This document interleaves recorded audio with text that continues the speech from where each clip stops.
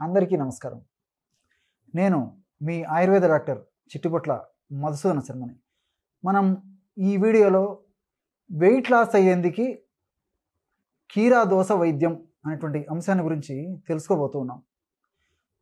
ఈ రోజుల్లో సగటు మానవుడు అధిక ఆహారం తీసుకుంటూ శారీరక శ్రమ తగ్గిపోతూ ఉంది.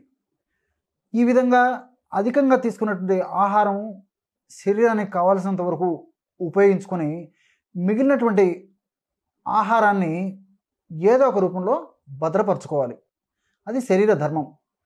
ఇక్కడ అధికంగా తీసుకున్నటువంటి ఆహారము శరీరానికి అవసరానికి మించి ఉండడం వల్ల శరీరంలో కొవ్వుగా మారి కొవ్వు కణాల్లో నిల్వ ఉంటుందన్నమాట. ఈ విధంగా కొవ్వు కణాల్లో ఈ కొవ్వు నిల్వ ఉండే కొద్దీ కొవ్వు కణాల సైజు కూడా క్రమక్రమంగా పెరుగుతూ ఉంటుంది. ఈ కొవ్వు కణాల సైజు క్రమక్రమంగా పెరగడం వల్ల మన సైజు కూడా క్రమక్రమంగా పెరుగుతూ ఉంటుంది. ఇది స్థూలంగా వెయిట్ అయ్యేటువంటి వాళ్ళలో పరిస్థితి అనమాట. అంటే కొవ్వు కణాల్లో కొవ్వు ఎక్కువగా సంచితం కావడం వల్ల ఏర్పడేటువంటి పరిస్థితి ఏదైతే ఉందో దాన్ని వెయిట్ కింద మనం చెప్పుకోవచ్చు అన్నమాట. Over weight or excess weight. సర్వసాధారణంగా ఇదే జరుగుతూ ఉంటుంది. ఈ కొవ్వు కణాల్లో కొవ్వు నిల్వ ఉండేదికి ఎలా మనం చెప్పుకోవచ్చు అంటే, గాలి కొట్టే కొద్దీ టైరు ఉబ్బినట్లు, ఊదే కొద్దీ బూర లావైనట్లు, కొవ్వు కణాల్లో కొవ్వు నిల్వ ఉండే కొద్దీ కొవ్వు కణాల సైజు పెరిగిపోతుంది, మన సైజు పెరిగిపోతుంటుంది. దీనివల్ల క్రమక్రమంగా ఆ కొవ్వు కణాలలో కొవ్వు ఎక్కువ రోజులు నిల్వ ఉండడం వల్ల ఇతర అనేక రకాలైనటువంటి హానికారకమైనటువంటి రసాయన పదార్థాలు ఆ ప్రభావం చేత ఉత్పత్తి, తద్వారా ఎన్నో రకాలైనటువంటి అనారోగ్య సమస్యలు కూడా భవిష్యత్తులో కలిగేటువంటి అవకాశం ఉంది. అట్లే ఉండాల్సినటువంటి బరువు కంటే ఎక్కువ ఉన్నటువంటి వాళ్ళలో వివిధ రకాలైనటువంటి ఉపద్రవాలు కలిగేటువంటి అవకాశం కూడా కలుగుతుంటుంది. అంటే బీపీ రావచ్చు, షుగర్ రావచ్చు, కీళ్ళ నొప్పులు రావచ్చు, గ్యాస్ట్రిక్ సమస్యలు రావచ్చు, హార్మోన్లకు సంబంధించినటువంటి సమస్యలు రావచ్చు. ఇలా వివిధ రకాలైనటువంటి సమస్యలతో పాటు అలాంటి వాళ్ళకి వ్యాధి నిరోధక శక్తి తక్కువగా ఉండడం చేత అనేక రకాలైనటువంటి వ్యాధులు కూడా వచ్చేదానికి అవకాశం ఉంటూ ఉంటుంది. ఏది ఏమైనప్పటికీ ఈ వెయిట్ లాస్ అయ్యేందుకు ప్రకృతిలో అనేక రకాలైనటువంటి ఔషధాలు మనకి తటస్థపడతాయి. వాటిలో అతి చౌకైన, అందరూ తయారు చేసుకోదగ్గ, సులభమైనటువంటి, అద్భుతమైనటువంటి ఫలితాలు పొందదగినటువంటి ఒక చక్కటి అనుభూతమైనటువంటి ఔషధాన్ని మనం ఈ వీడియోలో తెలుసుకోబోతున్నాం. ఇంతకుముందే చెప్పాను కదా, కీరా దోసతో వెయిట్ లాస్కి ఔషధం అని చెప్పేసి. ఈ కీరా దోస ప్రధానంగా వెయిట్ లాస్ అయ్యేందుకు చాలా చక్కగా ఉపయోగపడుతుంది. ఎందుకంటే క్యాలరీస్ ఈ కీరా దోసలో చాలా చాలా తక్కువ. రెండవది, నీటి శాతం ఎక్కువగా ఉంటుంది. మూడవది, ఇందులో పోషకాంశాలు శరీరాన్ని పోషించేందుకు, శరీరాన్ని రక్షించేందుకు, శరీరాన్ని కాపాడేందుకు ఉపయోగపడేటువంటి అనేక రకాల ఔషధ రసాయన తత్వాలు కూడా ప్రకృతి నిక్షిప్తీకరించి మనకి ప్రసాదించింది. మరి ఇలాంటిది ఔషధంగా ఎలా మనం సద్వినియోగం చేసుకోవాలంటే, 200 మిల్లీలీటర్ల నీళ్లు ఉదాహరణకు తీసుకోండి. రోజు ఉదయం పూట 200 మిల్లీలీటర్ల నీళ్లు తీసుకోవాలన్నమాట ఒక పాత్రలో. 200 మిల్లీలీటర్ల నీళ్లలో మీడియం సైజు కీరా దోస తీసుకొని చిన్న చిన్న ముక్కలుగా చేసేసి ఆ నీటిలో కీరా దోస ముక్కలు కలిపేసేసి ఆ పదార్థాన్ని అంతా మిక్సీలో బాగా తిప్పేసేయండి. ఆ విధంగా చేయడం వల్ల బ్రహ్మాండమైనటువంటి కీరా దోస రసం ఇలా తయారైపోతుంది అనమాట. అంటే 200 మిల్లీలీటర్ల నీళ్లు తీసుకోవాలి. మీడియం సైజు, మరీ పెద్దది కాకుండా మరీ చిన్నది కాకుండా మీడియం సైజు కీరా దోస తీసుకొని చిన్న చిన్న ముక్కలుగా చేసేసి నీళ్ళలో కలిపేసి మిక్సీలో వేసేసి ఈ విధంగా మనం ఒక ద్రవ పదార్థాన్ని తయారు చేసుకోవాలి. ఈ విధంగా తయారు చేసుకున్నటువంటి ఈ యొక్క పదార్థంలోకి, అంటే ఈ లిక్విడ్లోకి మిగతా కొన్ని మన ఆహార ద్రవ్యాలు కూడా కలుపుకోవాల్సి ఉంటుంది అన్నమాట. వాటిల్లో నిమ్మకాయ తెలుసు కదా, ఒక చెంచా అంటే ఒక టీ స్పూను అంటే 5 ml నిమ్మ రసం ఈ విధంగా కలిపేసేయాలి.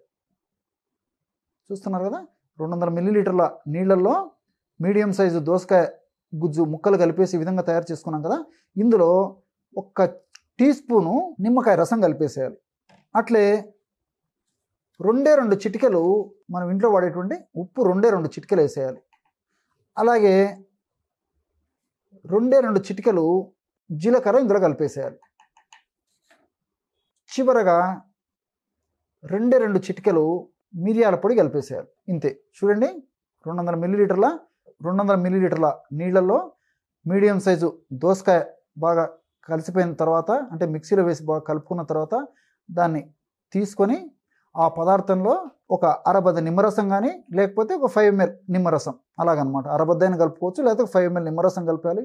అందులో ఒక 2 చిటికెలు ఉప్పు, 2 చిటికెలు జీలకర్ర పొడి, 2 చిటికెలు మిరియాల పొడి కలపడం వల్ల బ్రహ్మాండమైనటువంటి వెయిట్ లాస్ను అద్భుతంగా తగ్గించేటువంటి పానీయం రెడీ అయిపోయింది. ఈ విధంగా తయారు చేసుకున్నటువంటి పానీయాన్ని రోజు ఉదయం పరిగడుపున సేవించాలి. ఇంతే.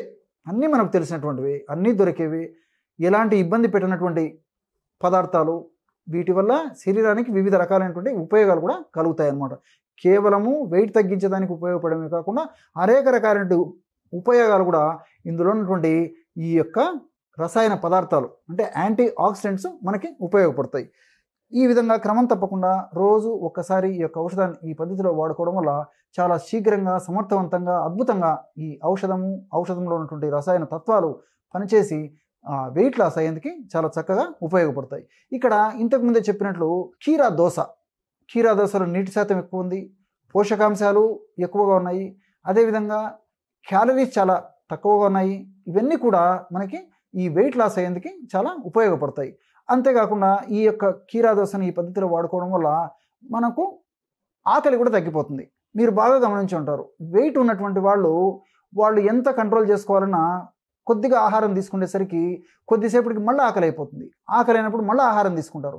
ఆహారం తీసుకుంటే అది మళ్ళీ కొవ్వుగా మారిపోతుంది. ఈ విధంగా ఒక సైకిల్ లాగా ఇది జరిగిపోతూ ఉంటుంది అనమాట. అందుకే ఆహారాన్ని కంట్రోల్ చేసుకోవడం కష్టంగా ఉంటుంది.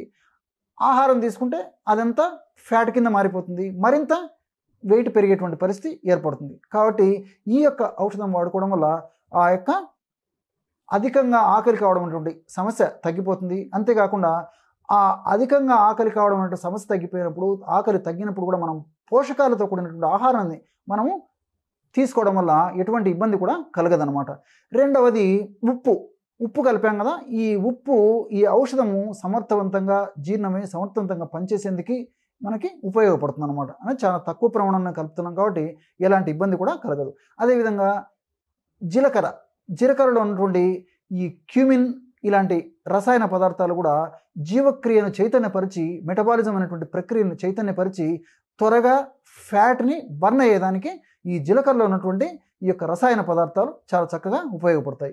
అదేవిధంగా మిరియాలు ఉన్నటువంటి ఈ పెప్పరిన్ అనేటువంటి రసాయన పదార్థం కూడా ఈ ఫ్యాట్ను బర్న్ చేసేందుకు చాలా అద్భుతంగా పనిచేస్తుంది.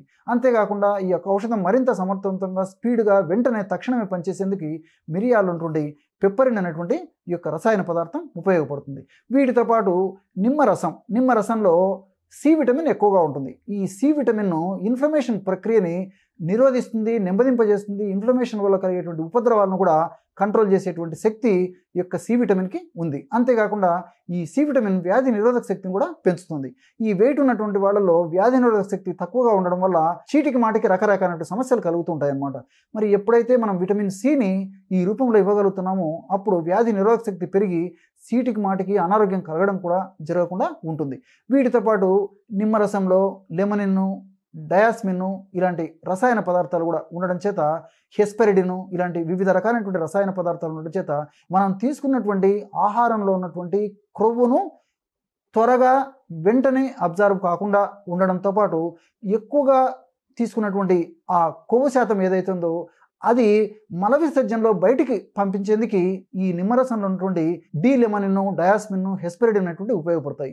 అంతేకాకుండా ఈ నిమ్మరసంలో ఉన్నటువంటి నేను చెప్పినటువంటి ఈ డయాస్మిన్, లెమనిన్, హెస్పెరిడిన్ అనేటువంటి రసాయన పదార్థాల తత్వం ఏంటంటే ఇవి మన దేహంలో చెడు కొలెస్ట్రాల్ని తగ్గించేసేసి, అంటే ఎల్డిఎల్, ట్రైగ్లిజరైడ్స్ అనేటువంటి ఈ చెడు కొలెస్ట్రాల్ని తగ్గించేసేసి హెచ్డిఎల్ అనేటువంటి మంచి కొలెస్ట్రాల్ను ఉత్పత్తి చేస్తూ ఉంటుంది అన్నమాట.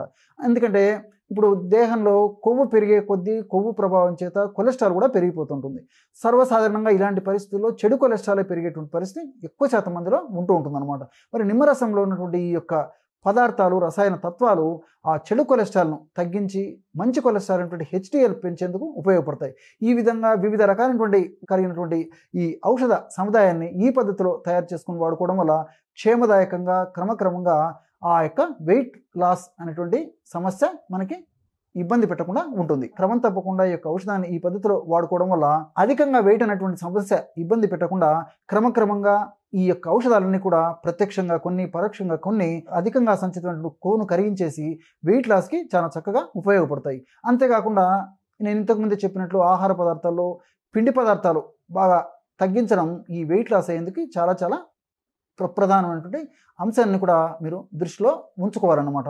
అదేవిధంగా ఇంతకుముందు కూడా అనేక కార్యక్రమాల్లో చెప్పడం కూడా జరిగింది. ప్రతిరోజు ఏదో ఒక ఎక్సర్సైజ్, అంటే వాకింగ్ కానీ, జాగింగ్ కానీ, స్విమ్మింగ్ కానీ, స్కిప్పింగ్ కానీ, రన్నింగ్ కానీ, మీకు ఏది వీలైతుంది అలాంటి ఎక్సర్సైజులు కనీసము మీ యొక్క వెయిట్ను బట్టి అరగంట నుంచి గంట వరకు ప్రతిరోజు ఒక్కసారి ఈ ఎక్సర్సైజ్ కూడా చేయడం వల్ల మరింత శీఘ్రంగా మీకు వెయిట్ లాస్ అయ్యేందుకు ఇవన్నీ కూడా ఉపయోగపడతాయి. చూశారు కదా, ఇటువంటి చక్కనైనటువంటి ఔషధాన్ని కీరా దోసతో ఏ వెయిట్ లాస్ అనేటువంటి సమస్య తగ్గేందుకు తెలుసుకున్నారో మరొక వీడియోలో మరొక అంశంతో మళ్ళీ కలుద్దాం. అంతవరకు నమస్కారం. మీ చిట్టిపొట్ల.